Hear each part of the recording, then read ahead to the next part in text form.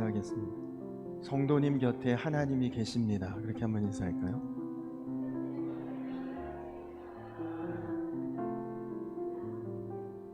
아멘이시죠? 네, 그렇습니다.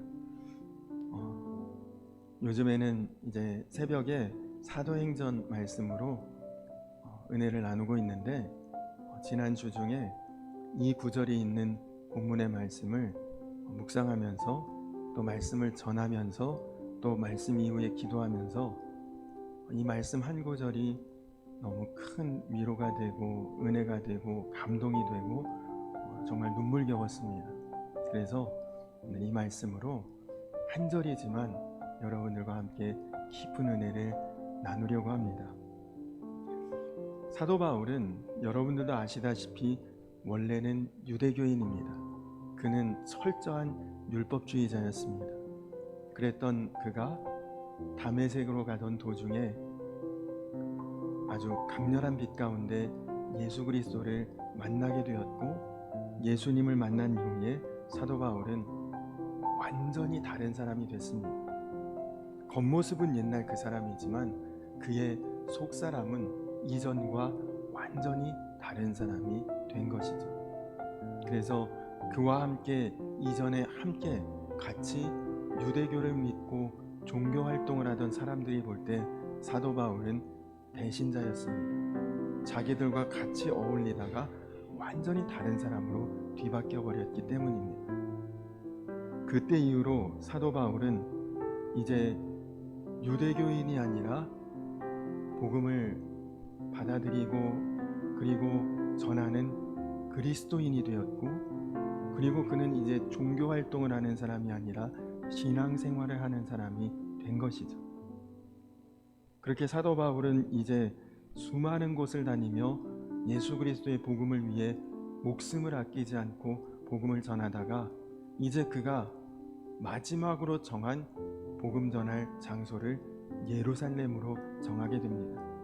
이전에 자기 신앙의 근거지, 이전에 자기와 함께 활동했던 사람들, 이전에 자신과 정말 막역하게 지냈던 수많은 바리새인들이 다 모여서 활동하고 있는 예루살렘에 가서 내가 왜 예수를 믿게 되었고 복음은 나에게 어떤 영향이 있었고 그 복음이 정말 우리에게 진리이고 구원이고 영생인 것을 나뿐만 아니라 멸망의 길 그리고 저주의 길 심판의 길을 가고 있는 예전 내 그 동료들에게도 전해야겠다.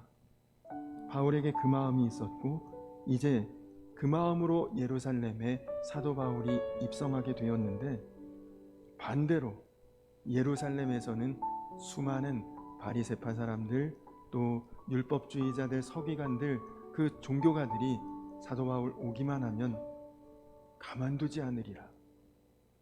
사도 바울 예루살렘에 오는 그때가 그가 죽음을 맞이하는 그날이 될 것이라.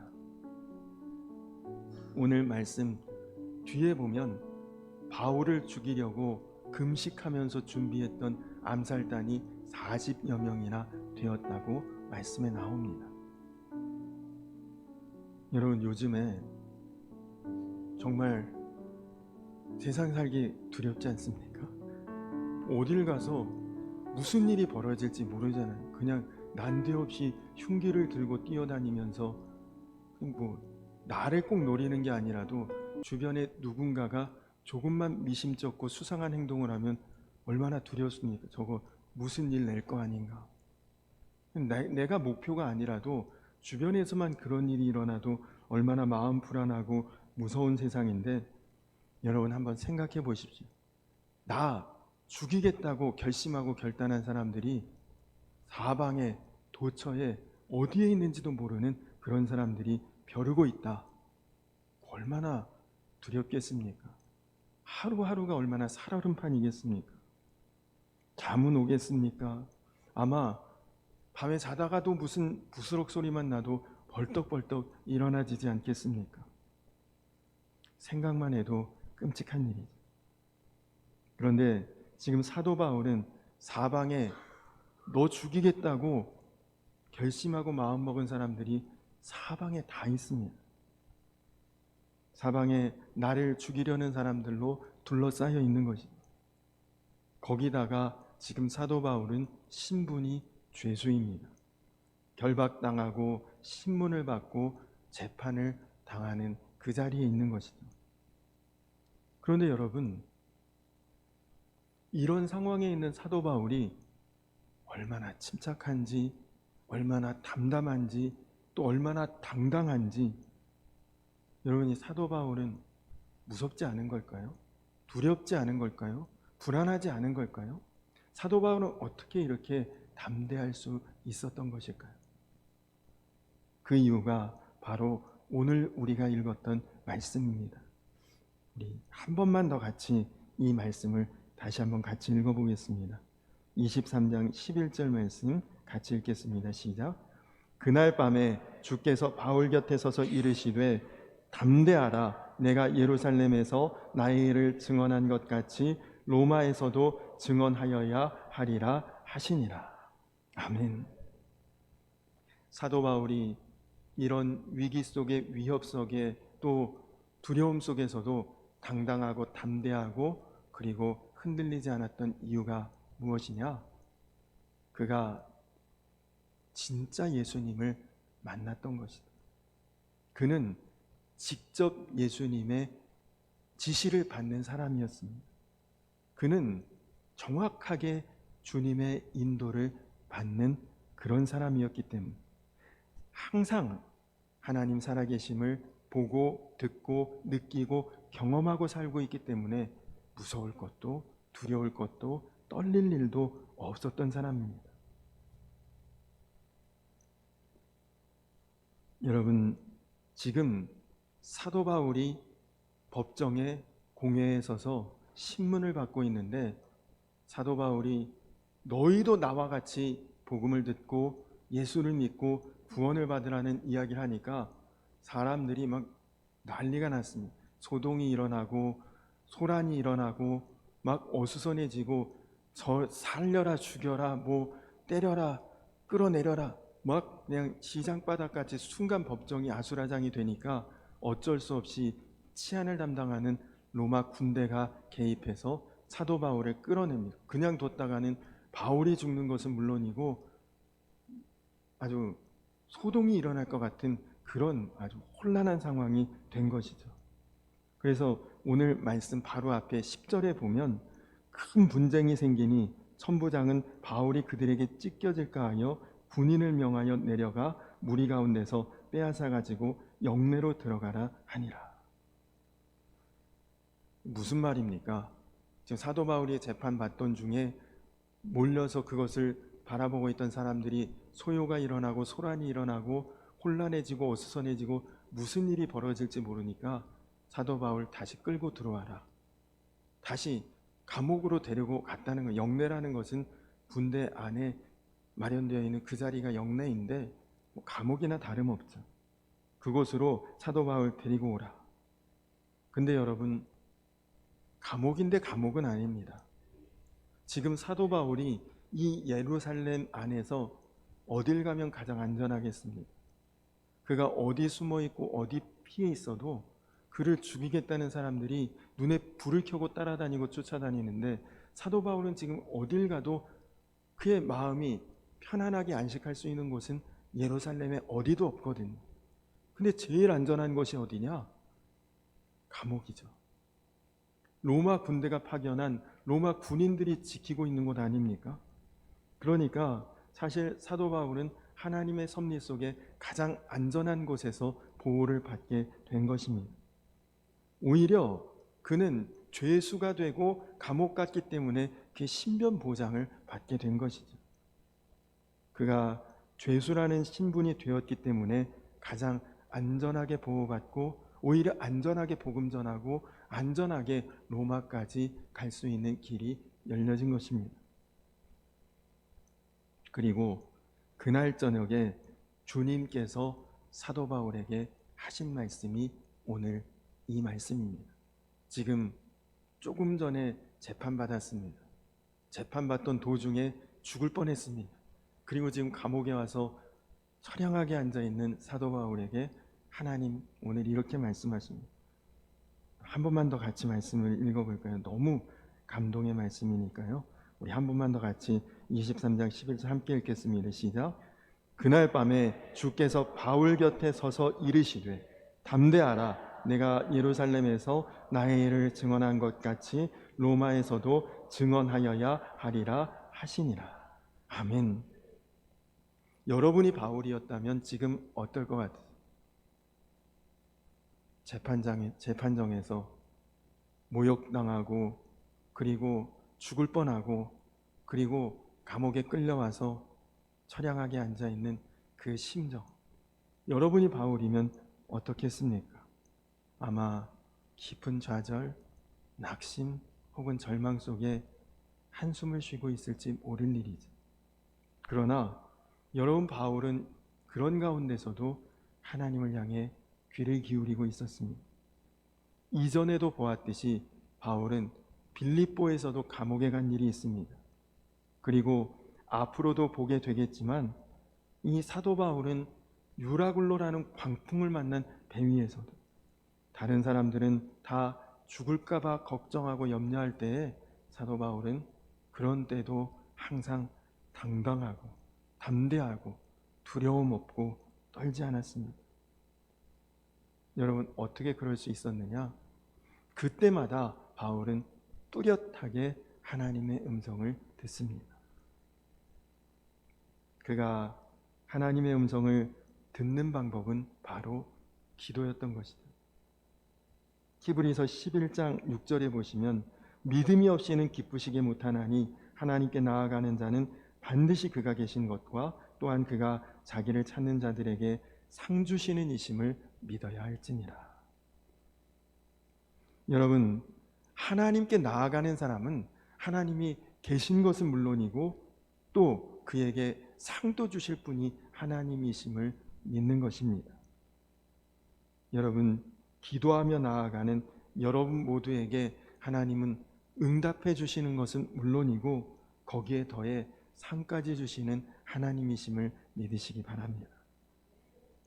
우리가 신앙생활하면서 반드시 믿어야 할 것은 하나님은 언제나 내 생각보다 더 깊이 생각하시고 내 계획보다 더 좋은 계획을 가지고 계신 하나님이시라는 것이죠.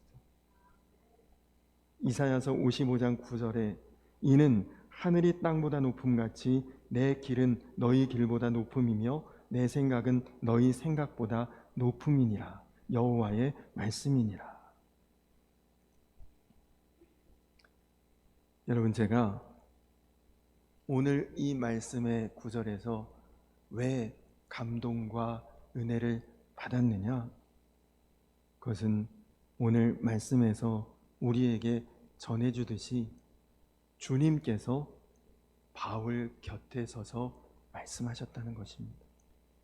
무슨 거룩한 음성이나 우레와 같은 무슨 아주 쾅쾅쾅하는 그런 청천벽력 같은 말씀으로 말씀하신 것이 아니라 속삭이듯이 은밀하게 내 귀에다 대고 곁에서 말씀하셨다는 것이죠. 아마도 오늘 이 말씀을 지금 우리가 사는 이 시대로 표현하면 이런 식으로 말씀하셨을 것 같아요. 바울아, 너 두렵니? 나 때문에 네가 정말 고생이 많구나. 그러나 결코 낙심하지 마라. 네가 로마에 갈 때까지 내가 너를 지킬 것이고 너를 보호할 것이니 너 용기를 가져라. 지금 바울 곁에서 하나님이 그렇게 그를 만지시고 위로하시고 격려하시고 그리고 바울을 말씀으로 푹 안아주시고 품어주시는 그 말씀 안에 거하니 다윗이 그렇게 담대할 수 있었고 당당할 수 있었던 것이죠. 여러분, 구약에 보면 꼭 다윗이 이런 경험을 했던 사람입니다. 그의 시편에 구구절절이 다 이런 고백을 하고 있지 않습니까? 시편 16편에 보면 내가 여호와를 항상 내 앞에 모심이요 그가 나의 오른쪽에 계심으로 내가 흔들리지 아니하리로다. 다윗은 하나님을 자기 앞에 모시고자 했지만 하나님은 다윗의 옆에 서주셨습니다. 그것은 하나님께서 너랑 나는 그런 사이 아니야. 우리는 동일하고 동등한 사이야. 하나님이 다윗의 수준으로 내려와 주신 것이고, 한편으로 보면 다윗을 하나님 곁으로 끌어올려 주신 것입니다. 그러니 다윗이 어찌 감격하지 않을 수 있고 어찌 하나님을 신뢰하지 않을 수 있겠습니까? 여러분, 그렇다면 이런 경험, 하나님이 내 곁에 서서 나와 동등하고 동일하게 나와 함께 하시는 이런 놀라운 경험, 이건 다윗이나 바울 같은 사람만 경험할 수 있는 것일까요? 우리는 안 되는 것일까요? 예수님이 제자들에게 이렇게 말씀하셨습니다. 내가 아버지께 구하겠으니 그가 또 다른 보혜사를 너희에게 주사 영원토록 함께 있게 하리니 그는 진리의 영이라. 세상은 능히 그를 받지 못하리니 이는 그를 보지도 못하고 알지도 못함이라. 그러나 너희는 그를 아나니 그는 너희와 함께 거하심이요 너희 속에 계시겠습니다. 예수님께서 이 땅을 떠나실 때에 제자들에게 약속하신 말씀입니다. 보혜사 성령을 너희에게 보내리라. 그럼 그 성령이라는 분은 예수님만 못하냐? 그렇지 않습니다. 예수님보다 부족하냐? 그렇지 않습니다. 나와 동일한 분이다. 나와 동등한 분이다. 바로 당신과 같은 분을 우리에게 보내주신 그분이 성령이라는 것입니다. 여러분, 이 보혜사라고 하는 이름은 영어로 보면 헬퍼라고 합니다. 헬퍼. 무슨 뜻이죠? 도와주는 사람, 이런 뜻 아닙니까? 근데 이 보혜사라고 하는 말을 영어 성경에 보면 헬퍼라고 써 있는데, 이 성경이 원래 쓰여진 헬라어 원어에 보면 파라클레토스 이렇게 써 있거든요. 뭐 지금 무슨 언어 공부하나? 근데 그렇지 않고요. 여기에 굉장히 깊은 뜻이 담겨 있습니다. 파라라고 하는 것은 옆에, 이런 뜻입니다. 클레토스, 이 말은 부르다, 이런 뜻입니다. 그러니까 파라클레토스, 이 말은 옆에서 나를 부르시는 분이다, 그런 뜻이거든요. 그러니까 성령은 우리 옆에서 우리를 부르시고 말씀하시고 도우시는 분이 성령이라는 것입니다. 여러분, 내 자신이 나를 볼 때 별 수 없는 인간이구나 생각할 수 있어도 성령께서는 우리와 함께 하십니다. 내게 아무 소망이 없을 때도 주님은 소망 있다고 나에게 말씀하십니다. 다 끝났다고 우리가 절망할 때 주님은 지금부터가 우리에게 시작이라고 말씀해 주십니다. 우리가 때로는 이 감옥 안에 쭈그리고 앉아 있는 바울처럼 내 자신이 스스로 초라하게 여겨질 때가 있습니다. 당시에 사람들은 바울을 그냥 죄수의 한 사람이라고 생각했습니다. 그러나 여러분 보십시오. 사도 바울을 붙들어다가 신문하는 총독이 하나님의 음성을 들었습니까? 아니면 사도 바울을 죽이겠다고 하는 제사장들, 바리새인들이 하나님의 음성을 들었습니까? 세상 권력자, 군대 천부장, 이런 사람 하나님의 음성을 들은 사람이 누가 있습니까? 오직 사도 바울을 하나님께서 사도 바울과 함께 하시고 그의 곁에 서서 말씀하고 있지 않습니까? 여러분, 바로 이것입니다. 하나님은 대통령이라고 그의 곁에 있는 것 아닙니다. 무슨 대단한 재력을 가진 재벌이라고 그의 곁에 계신 것도 아니고요. 하나님은 오늘 바로 저와 여러분의 곁에 서서 이르시는 하나님이신 줄로 믿습니다. 우리 삶에 어떤 문제가 지금 있느냐, 무엇이 나를 힘들게 하느냐, 이게 문제가 아니라 지금 내 곁에 서서 나에게 말씀하시는 그 주님의 음성에 귀 기울이지 못하는 이게 사실은 제일 큰 문제인 것이다. 하나님 향하기보다 세상을 향해 우리 마음이 더 움직이고 있는 것 아닙니까? 진리보다는 거짓에 더 익숙한 삶을 살고 있지 않습니까? 여러분, 그런 인생이 바뀌고 새롭게 되고 회복될 수 있는 길, 그것은 내 안에 성령께서 하시는 말씀에 우리가 사도 바울처럼 집중하고 귀 기울일 때 가능한 것입니다. 그분이 우리를 곁에 서서 일러주시고 가르쳐주시고 도와주시기 때문입니다.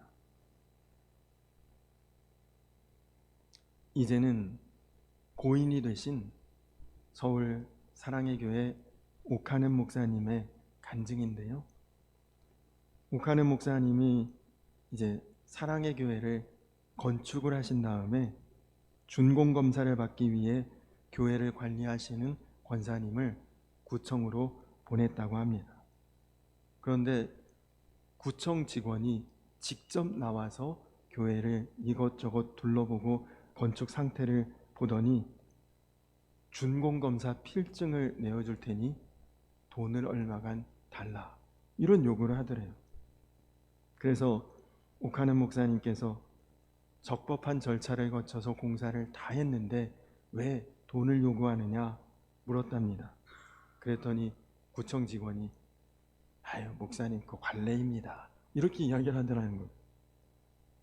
당시 80년대 5공화국 시절, 공무원 하면 그 위세, 그 권세가 대단했던 시절인데 뭐 적법하고 안 하고가 중요한 것이 아니라 그냥 돈 좀 어디에 이렇게 다 내고 그렇게 해야 일이 그냥 편하고 쉽게 통용되던 그런 시대였던 거죠.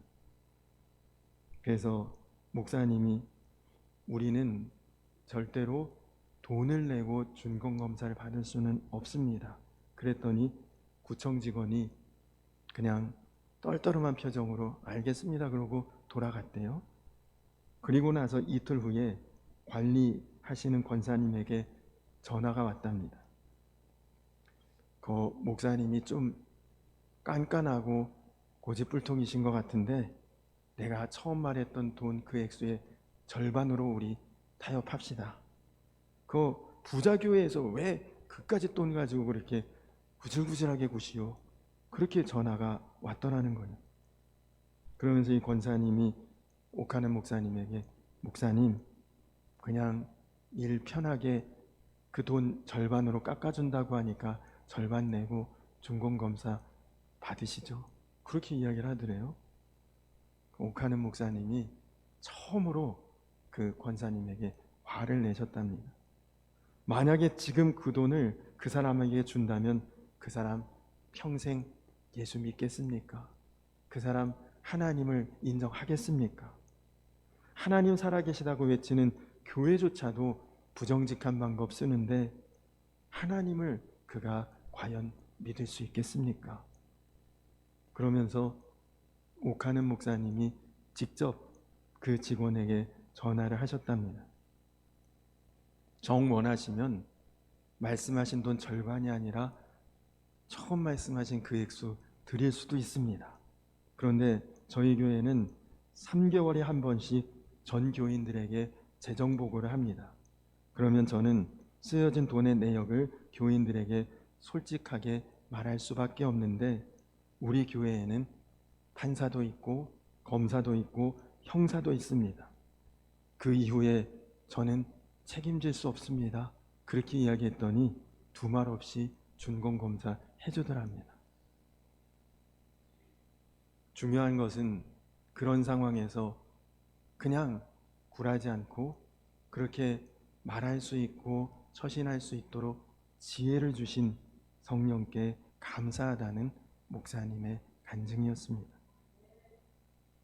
여러분, 때때로 살다 보면 우리가 난처할 때 있고 곤란할 때 있고 어려울 때 있지 않습니까? 그때 여러분 성령의 도우심을 구하는 것이 중요합니다. 입을 뒤집어 쓰고 밤새 고민해봐야 아무 해결책 안 나오잖아요.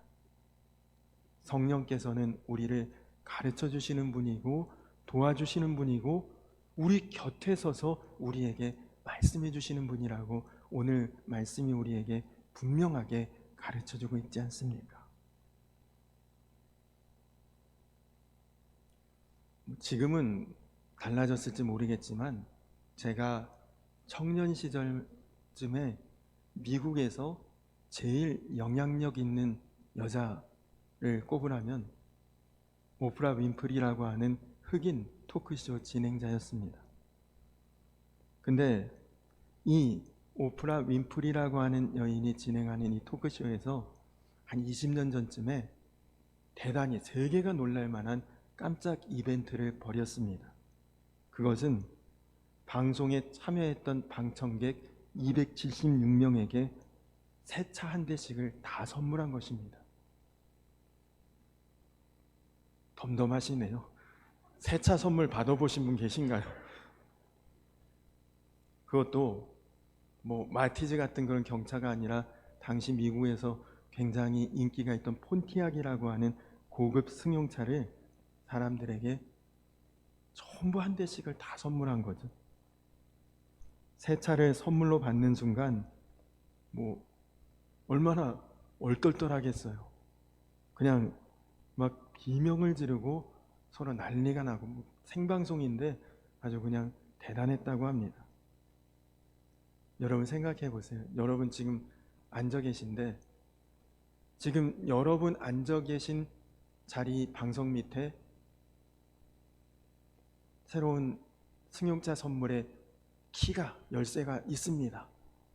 아마 다들 276명 중에 또 어느 한 사람 걸리겠거니 자기 일은 아니겠거니 생각했다가 그 자기 자리 밑에 방석에 손을 더듬어 보니 나도 있고 너도 있고 모든 사람에게 다 그 열쇠가 있을 때 여러분 얼마나 대단했겠어요? 그리고 그 방송국 카메라가 스튜디오에서 그 건물 지하의 주차장으로 카메라가 이렇게 옮겨갑니다. 근데 그 지하 주차장에 아주 빨간색 예쁜 폰티악 승용차에 커다란 리본이 다 묶여져 있는 그 차가 276대가 나란히 주차되어 있습니다. 방청객 중에 기절하거나 졸도하는 사람이 있을까봐 의료진까지 다 대기하고 있는. 근데 여러분 이 이벤트에 뒷이야기 사연이 있어요. 이날 방송을 통해 새 차를 받은 사람들은 아무나 받은 것이 아니라 그동안에 이 윈프리 쇼에 사연을 보냈던 사람들 중에 선발된 사람들이라고 합니다. 그 사연이라는 게 이렇습니다. 저는 지금 서부 개척시대 총잡이들이 몰던 그런 차를 타고 다닙니다. 또 어떤 분, 저는 지금 차가 60만이 넘었는데 길에서 자꾸 멈춰 창피합니다. 또 어떤 분은 우리 집은 외진 곳에 있는데 한 번은 아내가 쓰러져 차를 몰고 나가려고 했다가 시동이 걸리지 않아 아내가 죽을 뻔했습니다. 이런저런 차 때문에 아픔과 사연을 겪은 사람들이 이제 보냈던 그 사연들을 모아서 그 중에 276명을 초대해서 그날 새 차를 그렇게 선물하고 나눠준 것이죠. 여러분 그렇게 할 수 있는 이 오프라 윈프리라는 사람 재벌 아니지만 그의 영향력이 그만큼 대단하지 않습니까? 그리고 그날 이 자동차 선물 받은 사람들은 한결같이 내가 죽을 때까지 죽어서도 이 일은 잊지 못할 그런 영원한 나의 기억이 될 것이고 추억이 될 것입니다. 인터뷰에 막 눈물을 흘리고 감격하며 사람들이 그렇게 이야기를 했다고 합니다. 여러분 한번 생각해 보십시오. 여러분 어떤 방송을 보기 위해 지하철에 만원 버스 타고 그리고 방송국에 갔다가 여러분 앉아있는 의자 밑에 차 열쇠가 들어있고 돌아올 때는 그 고급 승용차를 여러분이 직접 운전해서 돌아온다. 얼마나 마음에 감동과 감격이 있었을까요? 그런데 여러분 사실은 우리는 그것보다 더 놀라운, 더 중요한 인생의 열쇠를 선물로 받은 사람들입니다. 그 방송국에서는 차를 선물했습니다. 그러나 예수님은 당신의 생명을 우리에게 선물해 주셨죠.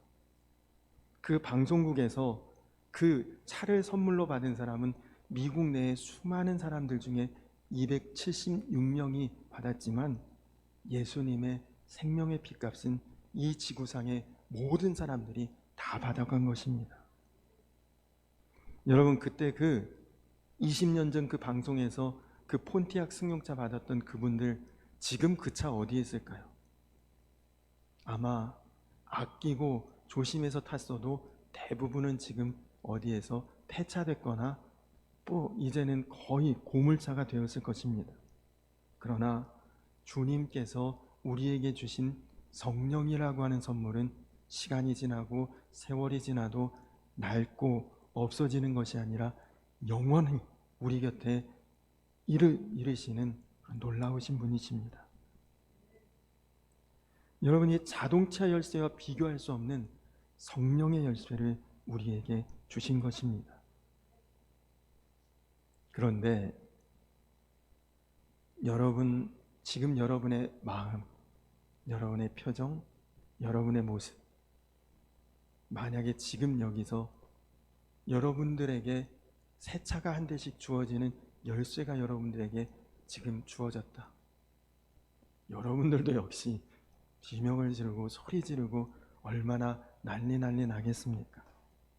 그런데 우리는 지금 성령을 선물로 받은 예배자로 이 감격스러운 예배를 드리고 있는데 우리의 표정은 차 받은 사람하고 비교도 안 돼. 우리의 마음의 감동은 차 받은 사람과 감히 견주어 볼 수 없이 왜 이렇게 초라한 것입니까? 우리가 정말 성령께서 오늘 우리 곁에 서서 이르신, 우리를 도우시고 인도하시고 이끌어 주시는 그 모든 열쇠로 우리의 삶을 열어주시는 분이심을 진심으로 믿는다면 우리가 매번 드리는 이 예배는 매번 깜짝 이벤트가 되어야 할 것입니다.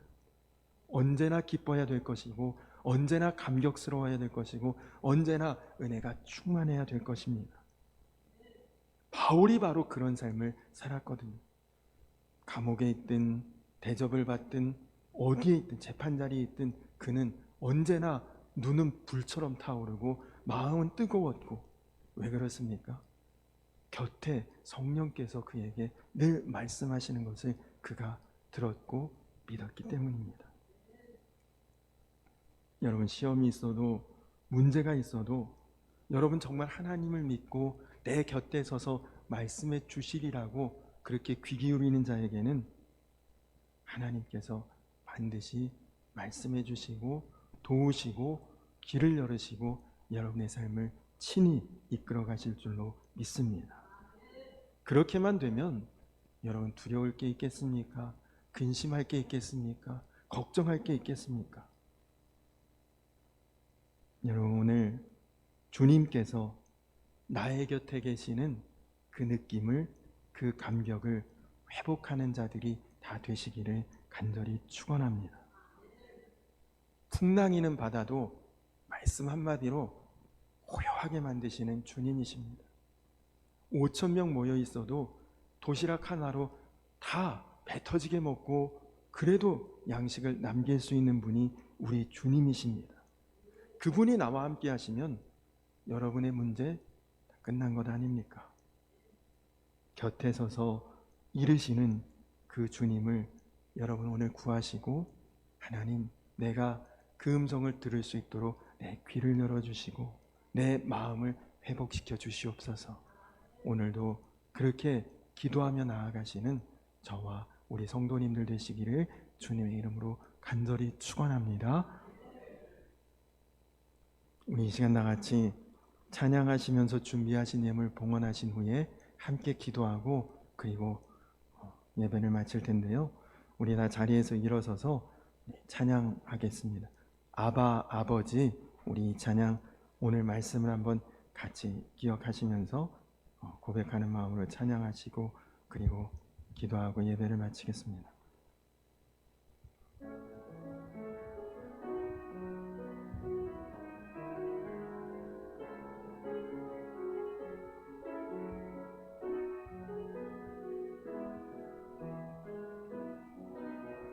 아바 아버지, 아바 아버지, 나를 안으시고 바라보시는 아바 아버지, 아바 아버지, 아바 아버지, 나를 도우시 힘주시는 아버지.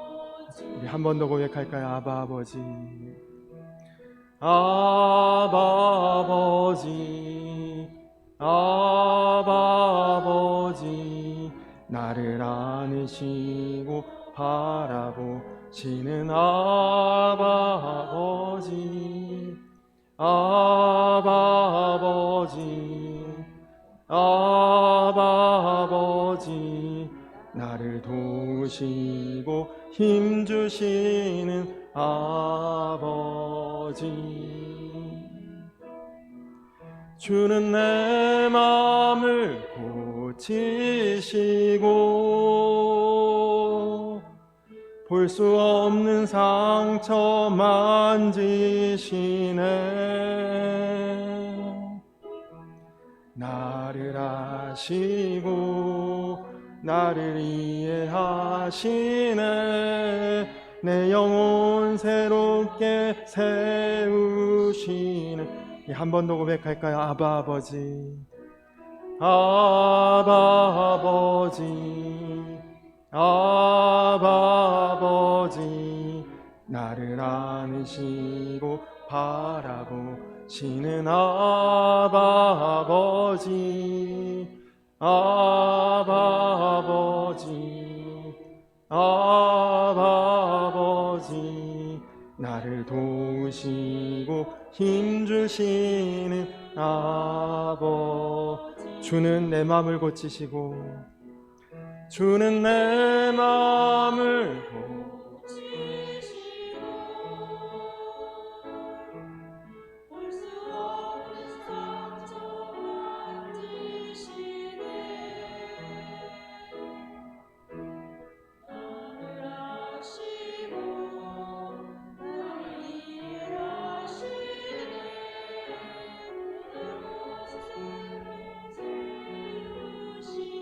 주는 내 마음을 고치시고, 주는 내 마음을 고치시고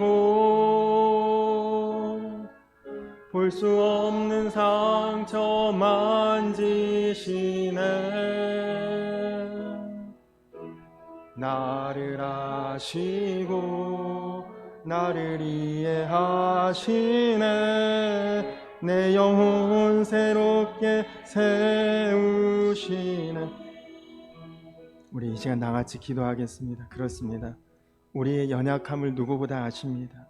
우리의 어리석고 부족함을 누구보다 아시기 때문에 우리를 떠나시지 않습니다. 늘 내 곁에 서서 일러주시고 가르치시고 도우시고 해결해 주시는 그 주님께서 오늘도 여러분의 곁에 서서 여러분에게 말씀하십니다.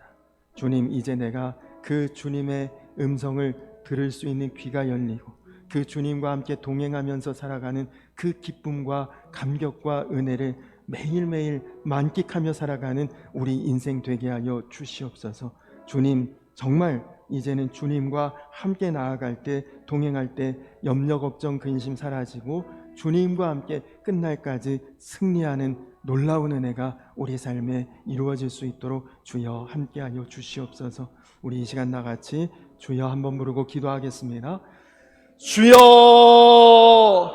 좋으신 아버지 하나님, 그렇습니다. 주님, 내가 약한 것을 아십니다. 내가 부족한 것을 아십니다. 그래서 주님은 언제나 진리의 길로, 바른 길로, 생명의 길로 우리를 이끌어 가십니다.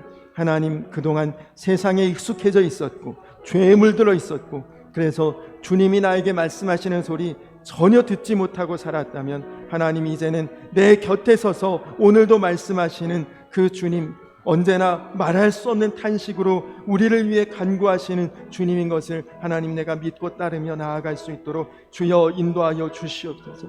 주님, 언제나 주님께서 나와 함께 하실 때 나로 승리하게 하시고 열매 맺게 하시고 우리 평생의 삶을 주님 온전히 인도하시고 신실하게 인도하실 줄로 믿습니다. 주님, 나에게는 실력도 없고 능력도 없습니다.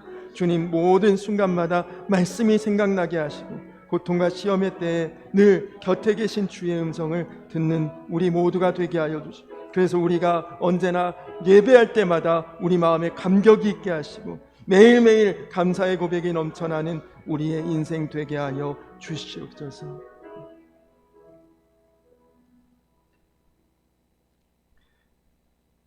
그날 밤에 주께서 바울 곁에 서서 이르시되 담대하라, 내가 예루살렘에서 나의 일을 증언한 것 같이 로마에서도 증언하여야 하리라.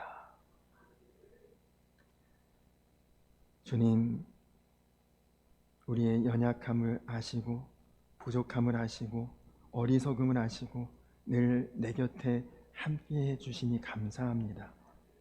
주님, 세상에 익숙했었고 죄에 물들었었고 그래서 주님 말씀하시는 것 잘 못 듣고 살았습니다. 그럼에도 불구하고 오늘 우리가 이렇게 믿음으로 신앙으로 또 예배의 자리에 와 있는 것은 주님께서 말할 수 없는 탄식으로 우리를 위해서 간구하여 주신 결과인 줄로 믿습니다. 주님, 모든 것을 가졌어도 주님 내 곁에 계시지 않으면 아무것도 없는 것이나 다름이 없습니다. 주님, 아무것도 없지만 주님 내 곁에 계시면 그것이 우리 인생의 최고의 축복임을 깨닫게 하여 주시옵소서. 주님, 우리에게는 능력도 실력도 없습니다. 생의 위기의 순간마다 하나님 말씀이 생각나게 하시고 고통과 시험의 때에 곁에 서서 이르시는 주의 음성을 듣는 삶이 되게 하여 주시옵소서. 그래서 우리가 드리는 예배가 감격의 예배가 되게 하시고 매일매일 사는 삶이 감사의 고백으로 넘치게 하여 주시옵소서.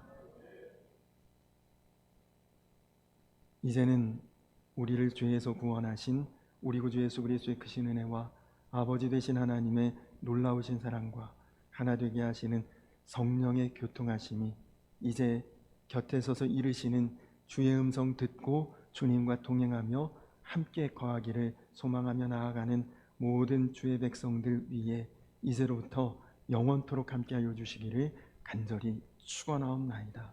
아멘.